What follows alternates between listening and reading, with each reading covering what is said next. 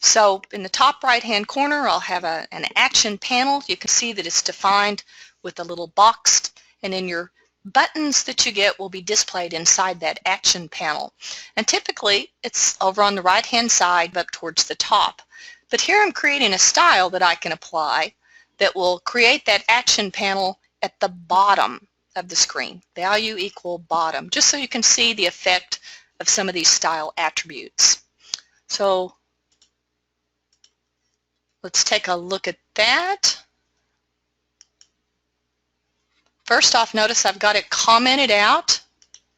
So I'm going to comment out this line where I'm not using the style. Remember, this style has to be applied because it's window.styleName. So for Windows, there's a few ways, remember, that we can apply the style. And one way is to use this attributes clause that we see here. Another way to apply a style to a window is to apply it inside the form. Like if you're using let's say a form designer form, over in the properties area, there's actually a property for the window style. So a couple of ways that I could have applied this style. But I'm going to use this method. With my open window statement, I'm just going to have the attributes clause and specify that style. Well, let's see if it looks any different this time. And it does, right? Earlier when we ran this, we had our action panel over here on the right hand. Whoops. There we go. We had our action panel over here. And now that we've used this special style, we've got it down here at the bottom. Now, while we're looking at that, notice something else. We never created in our form any explicit action views, right? So I didn't go into my form and create a button. Remember yesterday when we were looking at Form Designer just briefly, we talked about how to add a button to a form. So I could actually have gone into the form and clicked on the button widget icon or used the menu option, and I could have drawn in that button wherever I wanted it to go. But I didn't do that, but I still get this display button and the exit button. And that's just a feature of our runtime system. It will automatically provide these default action views, these buttons for us, if I don't explicitly define them in the form. So that's what I'm getting here, is just default behavior. But today we'll actually talk about how we can override this default behavior by going in and adding our own explicit action views. If I had drawn in a button using the tools from Form Designer, if I use the name binding we talked about yesterday and called it display, then that would override this default behavior of creating a button like this. I would have still got my button, but it would have been an explicit button that I created. And the same thing's true if I added a top menu item called display. I would no longer get this default button because the runtime system sees that I've already had an explicit action view defined. So we don't get a button and a top menu item. It would just defer to my explicit action view. All right, let me close that. I don't have my on action closed, do I? Well, that's the next thing I can show you. So let me do that again real quick. Notice that I can just sit here and click away on this red X in the corner, which is what I automatically did, but my window, my form, is not closing. I had to use the exit. And the reason for that is another thing we talked about yesterday. We actually have to use an explicit on action clause for that, to make it its own action view. So by default, that close button doesn't work. But if I remove my comments here, on action close, it should work okay. So anytime you want the user to be able to use that X in the corner, you have to specify on action close, and then it will pick it up. Okay, so now it works. So here's my menu statement. That was another big topic from yesterday, was interactive dialogues. Remember, we briefly went over all the different types of interactive dialogue statements. And the menu is the first one we really looked at. So here's my menu statement, menu, and I'm calling it accounts, just giving it a name. And then here's my on action clauses, on action display, and then I'm calling a function called display account. to display that one row from the database that we saw earlier. And then I've got another action called onActionExit, and then we just added this onActionClose, or uncommented the onActionClose. So we have 3 actions in there. So we end up with 3 action views, all provided by default, right? Here's the display and exit buttons to correspond with our onActionDisplay and our onActionExit. And then we already have a predefined action view for close. And of course that's that red X up here in the corner. So we don't have a close button, it just automatically binds that close to this red X up in the corner. So let's take a look at this display account down here. This is a fairly small application, so we just put it very tidily all in one module. Now the next application that we're going to look at today has more functions, and if we put everything all in one source module, it would start looking a little messy and hard to read. So one of the things we'll talk about today is working with multiple source modules, multiple .4GLs for example. And what you might do is split up a more complex application to make it more readable into multiple modules. And then you can also reuse like a source module that contains some library functions that you might reuse. By putting it in a module by itself, you might use that same module by importing it into other applications as well. We were looking at display account, so it's right down here. It's a fairly simple function. The first thing we're doing is just defining a record, and we're using that syntax that we talked about yesterday, where we're defining a record and the members in that record are defined like a database column. That's the easy way to do that. Another way we could have done it is we could have said define laccount record like account.star, and that would work okay too. But we didn't do it that way because in the future someone may go in and make a change to the account table and add some new columns. And then whenever we ran our application against this database that now has some new columns, our application would start failing. And it would bomb because, well, our form doesn't have form fields for those new columns. And so when our select statement runs, it would be okay in this case because we also itemized our select statement. But if we said something like select star, which we were careful not to do here, so if I said select star into laccount.rec.star, that could cause your program to bomb because it's going to select all the columns from the table and we can't display those in our form. So we'd get an error at runtime.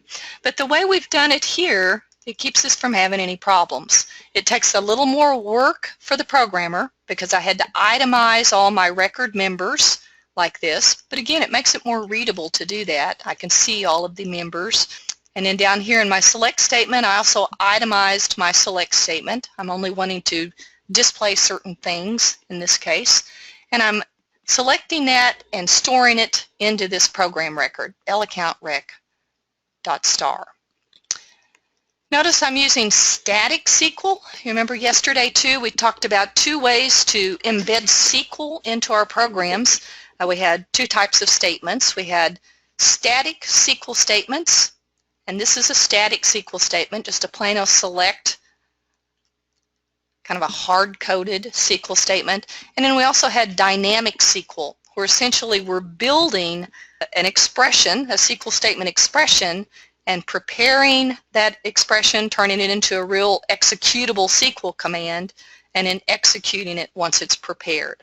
So this lab, you were just working with plain old static SQL. We don't have to use any other special commands like prepare or execute. So we're looking for one row, and then we're just loading that into our record, our program record, and then we're just using this display by name, laccount.rec.star. And I'm able to use that very simple display statement because my form, if you remember this part, my form has a screen record that has the same names in the record as we're using for our program variables. So let's just take a look at that form real quick. Here's my screen record over here on the right. And you can see here it's got the same names. User ID, they're in the same order. User ID, first name, last name, and so on. So when your screen record uses the same names for the form fields as your program record, whoops, where'd he go? There he is. As your program record, like we have here, then you can use this display by name. If it doesn't have the same names, let's say you build that screen record manually and you use different names for it, then you'd have to use the other format of display where you actually specify each field that you want to display. So it's more tedious to do it that way. And then finally down here at the bottom we have a message. Remember we talked about messages and errors yesterday. So we're displaying a message to the user. The double pipe symbol that you see here is just the concatenation symbol that we can use to concatenate different parts of this message together. So we've got the account, and then we're specifying the account user ID by using a member of our record, laccountRec.userID, and then we're clipping that to get rid of any trailing white space, and then we're just using the word displayed here. So we're just concatenating a string together with those double pipe symbols and then displaying that as a message.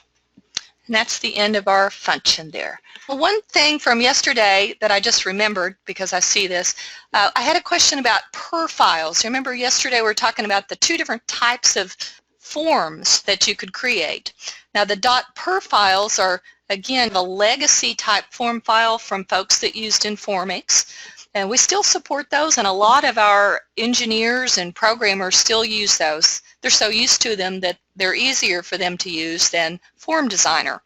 But the other type of form that you can use now or create is Form Designer files. It's more of a graphical interface that you can use to drag and drop stuff on the form like we looked at yesterday. But there was a question about taking these per files. This is what they look like. So they're text, and they just have the layout, and they're using text to specify where form items go in the form. And we talked some about that yesterday. You can convert those to Form Designer forms by right-clicking on them, and then there's an option, Import Text Form.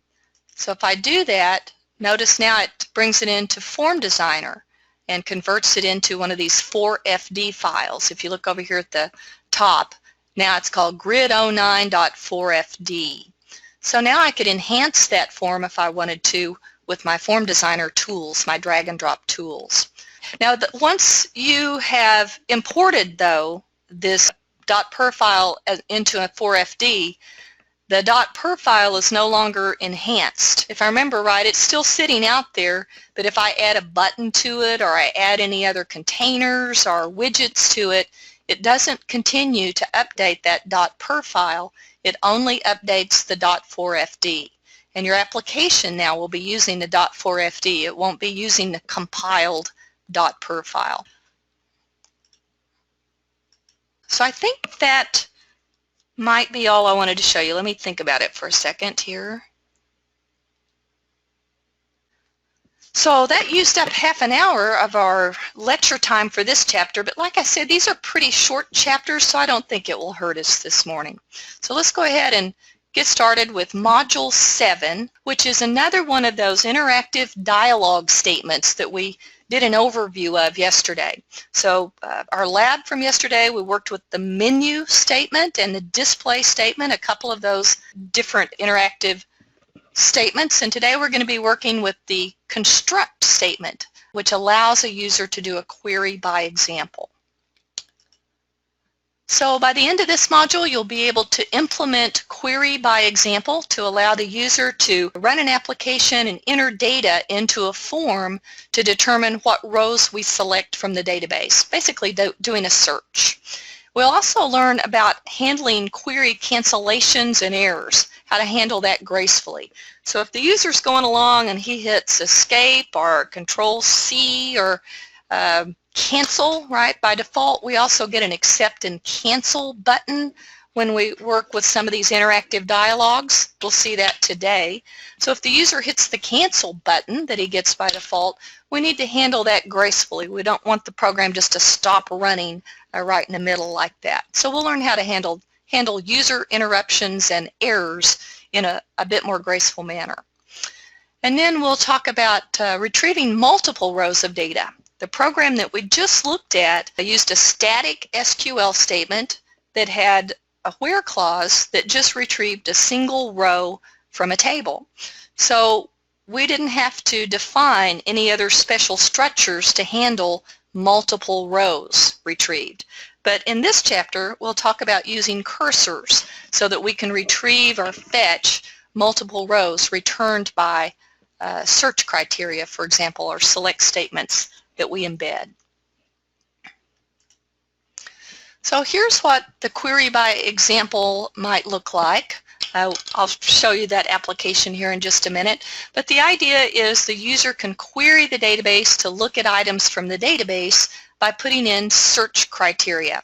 And you specify what search criteria he's able to use in your statements for your query by example. So in this example, the programmer has limited the user to just certain columns: user ID, first name, last name, state, country, city, and zip code.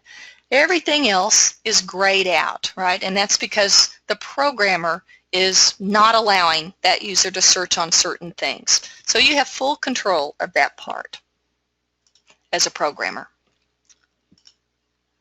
So the interactive instruction, the interactive dialogue instruction that we use to implement that query by example is called the construct instruction. So that actually is creating the ability for the user to enter criteria to create the where clause for the select statement. Now it doesn't start out as an executable SQL statement. We have to use those concatenation symbols that we looked at earlier, the double pipe symbols, and we kind of piece together the different parts of our SQL statement, and it becomes a dynamic SQL statement. That's where we're having to use this prepare and execute to make that an executable statement. So this is a bit more complex than our display statement we looked at from our previous application. So here's our programming steps to implement a query by example. We're going to declare a string variable, probably a couple of string variables, to hold our pieces and parts of our SQL expression before it gets concatenated together and becomes a valid executable statement. So one string variable might have the first part of our SQL statement, like the select information, the select part of the clause, and then we might have another string variable that's getting created from the construct instruction, right? That would be the where clause. That where clause is getting its information from the search criteria that the user puts in during the construct. Open and display a form. You're going to have a construct block with that list of fields that the user is allowed to search on, right? That's what we were talking about, being able to control or limit the fields the user can put search criteria into. And then we're going to build the SQL statement using a SQL expression from the construct, which is basically the where clause, right? It's going to end up being the where clause when we're finished. And then once we've created that SQL statement, we're going to define a scroll cursor. Now there's a couple of different types of cursors, right? There's a cursor that's just a sequential cursor that's the default, and that just goes through the selection set one direction from beginning to end. But a scroll cursor can actually go backwards and forwards by creating a temporary table in memory for going backwards and forwards. So we're going to define and execute a scroll cursor to fetch the rows one at a time that are retrieved or selected with our selection criteria. And then we've got to display those rows to the form. And then we allow the user to use our action views to determine whether they want to scroll forwards or backwards into the results set.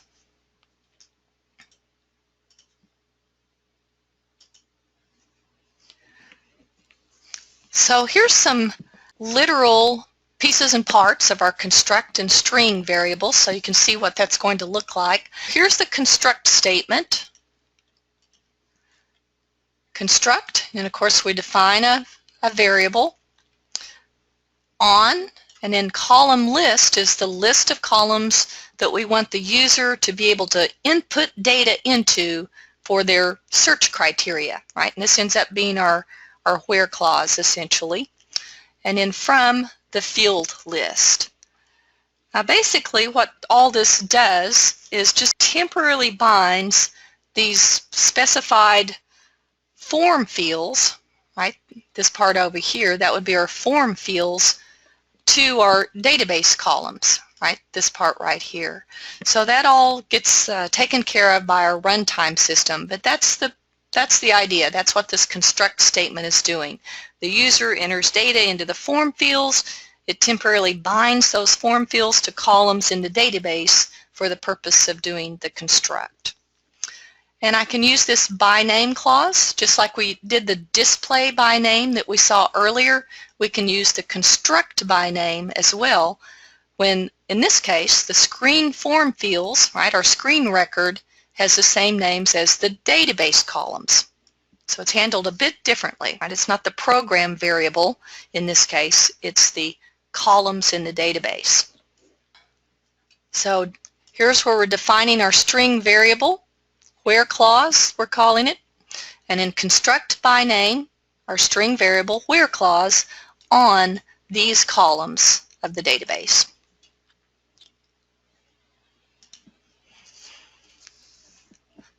So now the user's input some information. It looks like he's just typed in the user ID blogs for that. So the user entering that information essentially is creating our where clause. Right? So our where clause is going to end up being account.userid equals blogs. And our runtime system takes care of creating that expression for us. But it's not executable at this point, even when we concatenate these fields together like we're doing down here. So down here at the bottom we've got two different string variables. Here's our where clause, and in SQL text that's going to end up being the fully concatenated string for our SQL statement. Here's our construct that we saw a minute ago. And then down here, now that the user has entered data, we're going ahead and creating our full SQL expression. Select count from account, where, and then we're concatenating this other string that has our where clause, our created where clause from our construct statement. So notice this time we're not using a cursor at this point because all we're doing is, grab my highlighter again here, selecting count. We're getting a count of the number of rows returned using this where clause to see if it's a valid where clause and it's going to return any rows. So we're only expecting one row return from a count, right? It's just basically an expression that's going to return like a 1 or a 3. So we don't need a cursor at this point because we're not expecting multiple rows.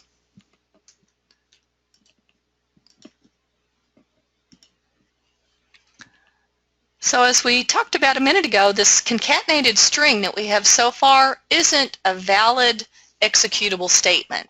We've got to turn it into a prepared SQL statement, a dynamic SQL statement, using these prepare and execute statements that we talked about yesterday.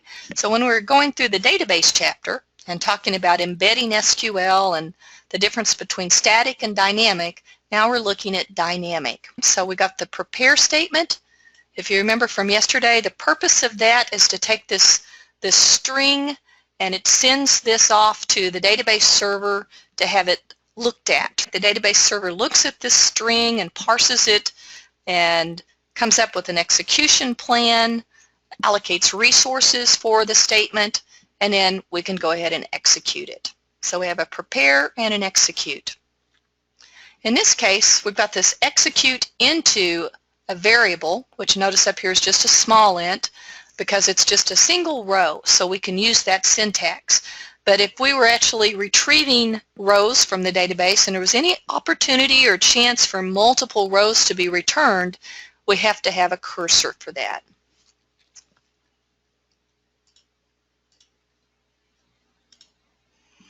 So here we're learning how to define a cursor. So anytime we expect more than one row, we need a cursor. And that cursor can be used to pass the returned data, the returned rows, back to the program one row at a time. We've got different types of cursors. We have sequential cursors, that's our default cursor, but we also have scroll cursors.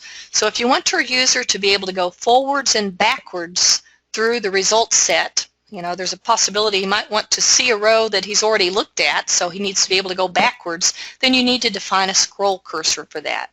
And again, the difference between them is the scroll cursor actually uses a temporary table so that it can go backwards and forwards in that result set without anybody else deleting anything or messing stuff up for us while we're looking at our set of data. So when using a select cursor for query by example, the steps we're going to look at is declaring the cursor. We open the cursor, which creates our area in memory for the cursor, and then fetch a row. And then once we're finished fetching rows and traversing our result set, then we close the cursor and then free the resources for the cursor with the free statement. So there's kind of a list of the different statements we'll see working with cursors. So here's the declare and open, and we're actually seeing in this slide a couple of different ways that we could handle preparing and executing. So this first one up here, here's our function where we're going in, and we're actually at this point have already done the construct and stored the results of the construct into a string variable called p_where_clause, and then we're passing this p_where_clause string into this account select function, which takes that parameter p_where_clause and stores it locally in a variable called, well, it stores it here in p_where_clause. So it takes this string variable, stores it locally in p_where_clause, and then down here we're building our SQL statement by concatenating these two parts together.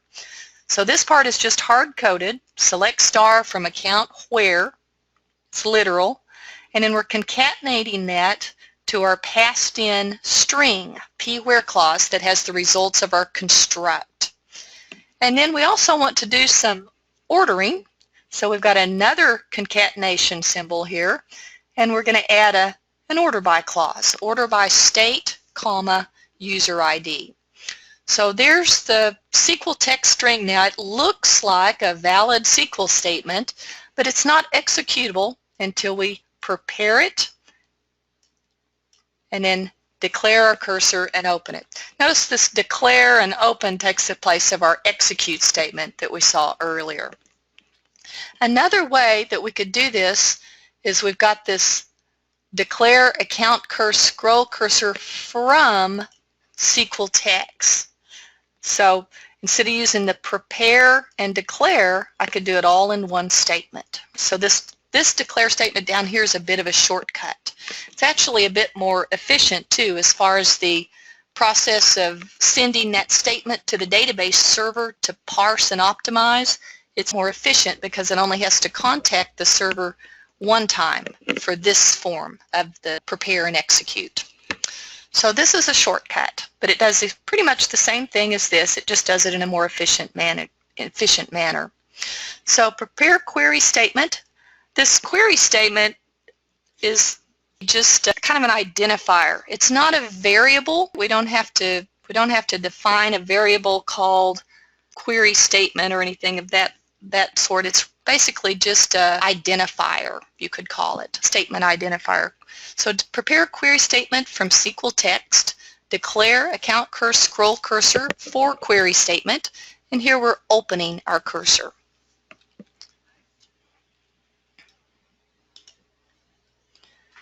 It's a complicated looking function here, but this is where we're actually doing our fetch. So we've declared our cursor, we've opened our cursor. The next step is to actually fetch some rows using the cursor. So when we fetch rows using the cursor, we have to put them somewhere. So we have a program variable defined, and we're fetching these values from the database into a program variable, in this case called mr_account_rec.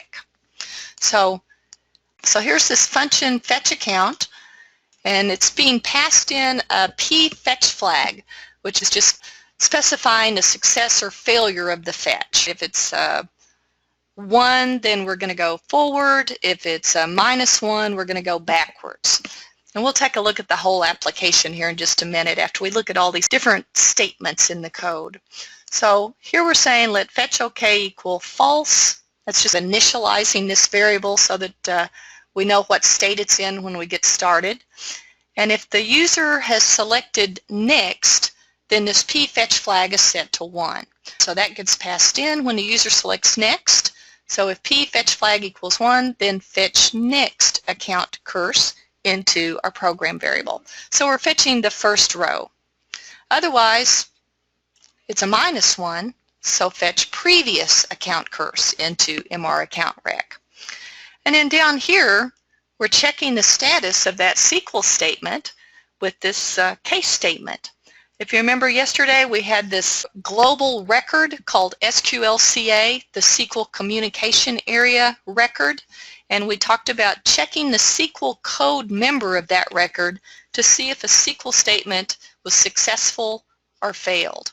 And if you remember, 0 is good, right? So if SQL code equals 0, they're setting this fetch OK to true. If the SQL code is anything other than 0, then the fetch failed. So if you remember, SQL code 100 is equal to not found. It didn't find any matching rows. So again, he's checking to see if there were no matching rows for that user's search criteria. And if so, again, he's setting fetch OK to false.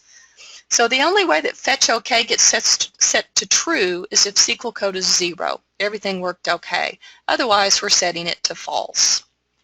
And then we're finishing up the case statement here and returning the status of that SQL statement in this variable fetch OK. So it's either going to be true or false. And then finally, once we've fetched the rows, we need to display them to the form so that the user can see them.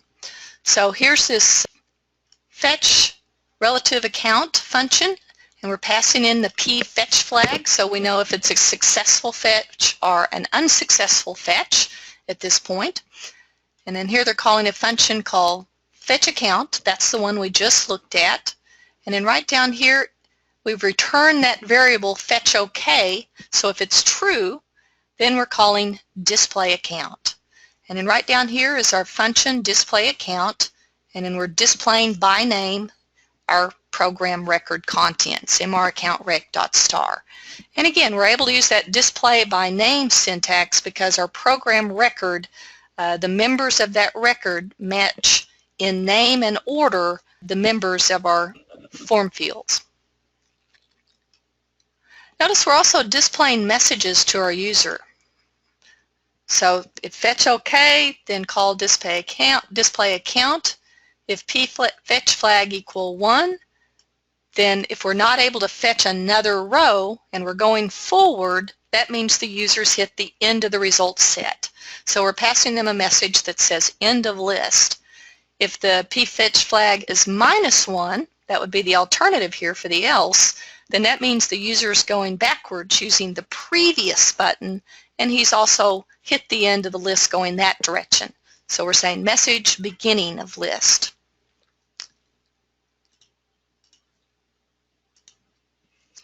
Cursor examples here with the close and free.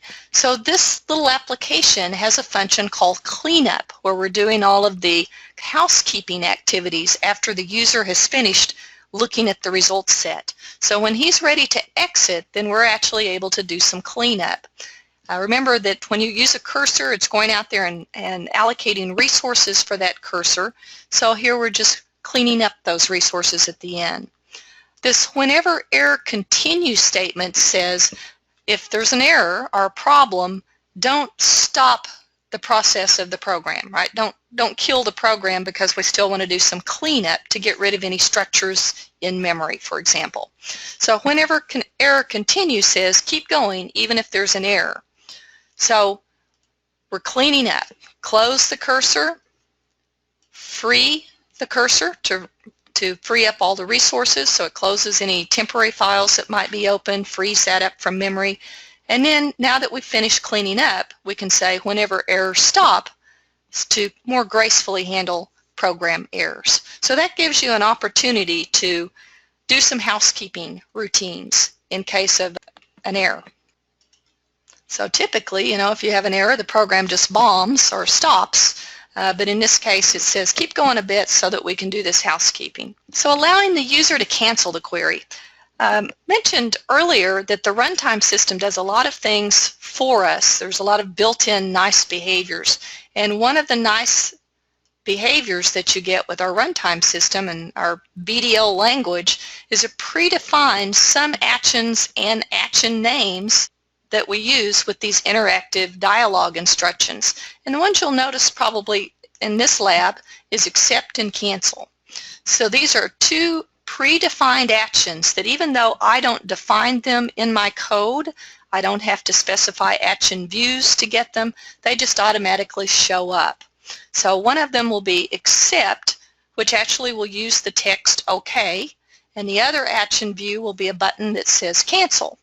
And if the user hits that cancel button, there's a special global variable, a globally defined variable that's built in to BDL and our runtime system called int flag. So if the user hits, let's say, the escape key or Control-C or hits the cancel button, that automatically sets this global int flag variable to true. And just like we saw with errors a few minutes ago in the previous slide, I can defer interrupt in the main program block. That's the only place you can use the defer interrupt is in the main. I can say defer interrupt, and that gives me control over gracefully stopping the program after the user cancels. Or instead of stopping the program, I might just send the user back to the menu if he interrupts. So that's what we see here. So defer interrupt, and then here we're setting this special int flag to false in the code. So that way if the user hits the cancel button or hits Control-C or hits escape, depending on what front end he's using or where he's at, then that'll set int flag equal to true. And then down here later on, we're checking the status of this global variable int flag, and if it's true, then we're going to come back and set it to false and then do some housekeeping. I'm going to clear the form because the user doesn't want to continue. I'm going to set continue OK equal to false, and then I'm going to send a message canceled by user. So it gives you an opportunity to see that the user doesn't want to go on, and then put that user maybe back into a menu or something of that sort so that he can exit gracefully.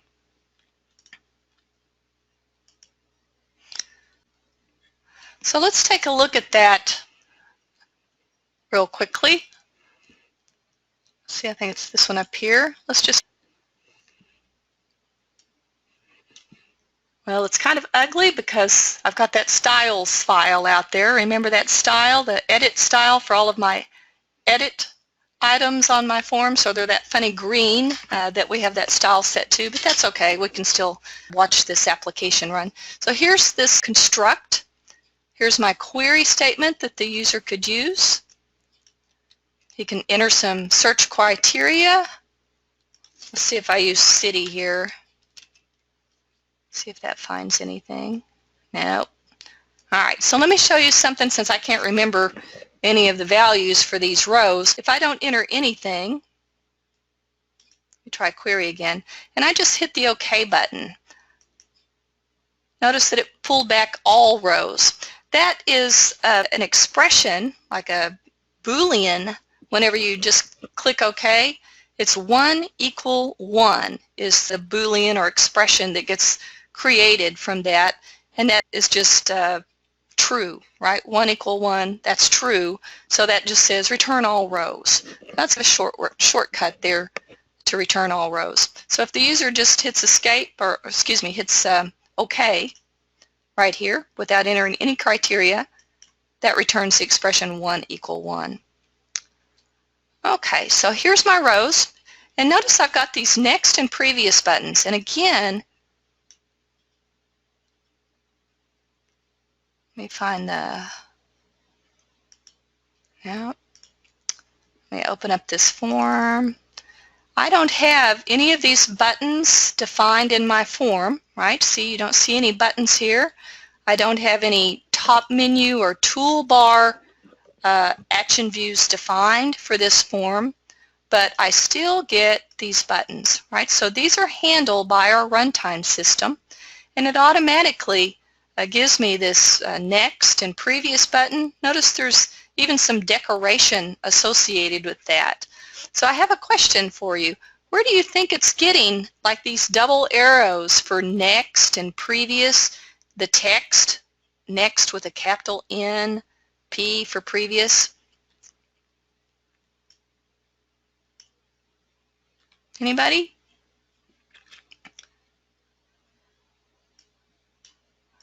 Actually, I do. So let's talk about that. So let's pop into here. Where's it at? Accounts main. All right, so here's where it's getting the action views.